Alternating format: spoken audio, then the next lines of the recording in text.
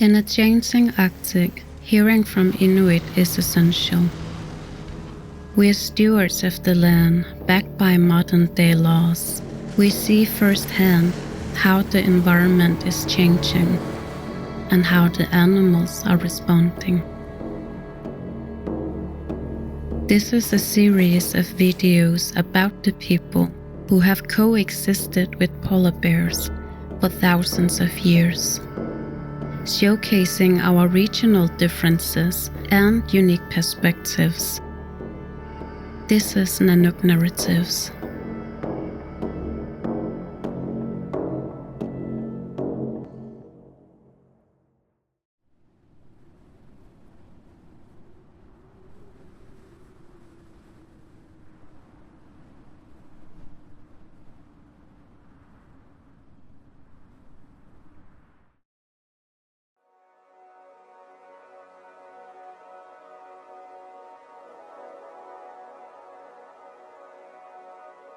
Within the last 20 years, or even probably more, the lack of ice, particularly with polar bears are coming more and more to the land, and that's where most people and bears have encounters. You have more people traveling on the land, easier access with bigger, faster snowmobiles, boats, ATVs.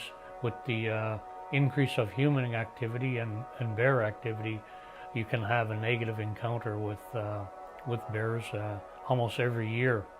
There's people that's either have property destroyed or personally been harmed, attacked, mauled, or even killed with bears.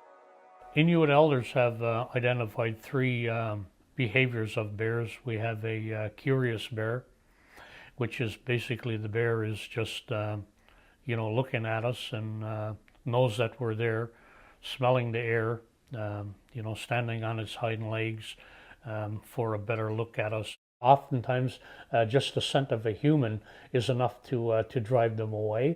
If a curious bear is, showing interest into you, you don't need to shoot a bear at 300 meters away. You got other means and methods of deterring the bear through pyrotechs or noisemakers and lots of aids, or dogs and snowmobiles and ATVs.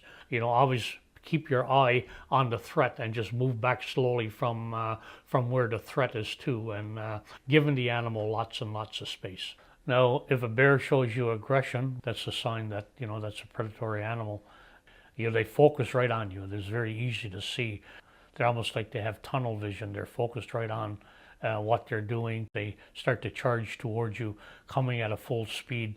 Their head is up. There's often body fluid coming out of their mouth, making lots of noise. Their mouths are open.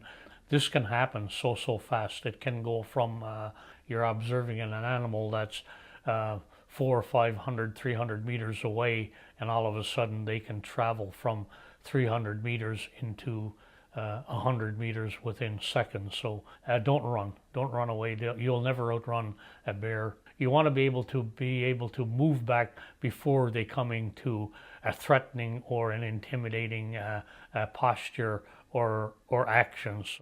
The other one, the third one, is that threatened bear. They feel that if they have a meal there on the snow, you avoid going to where a kill site is. You approach that. They look at you as a threat to take their meal. They can often do a bluff charge. They'll come charging towards us, stop. Hopefully they'll stop. Sometimes they don't always do. They'll keep coming. Moms with babies in particular, the babies will get behind their moms or get underneath their bellies, and the mom will swing its head from side to side. And I've seen it on many occasions where bears are moving and they're migrating from one area to the other, and they follow the easiest route, and that's through a valley, a natural contour in the land. That's very important that you not get yourself boxed in and have an escape route for you or the animal to do it. They don't like to be surprised, so make noise. Let the animals know where you're to. By it's about human safety. That's your first and foremost priority, but followed by a very second close bear protection or bear safety. We don't want to have to destroy an animal if we don't have to. You never underestimate the powers of these animals and what they can do, and how they can, at a split second, change a person's life forever. And go down the line, enjoy animals and nature and their natural habitat. Enjoy it, share it with your family and your friends and guests that will come to want to see these things that we're blessed with seeing. But do it with respect.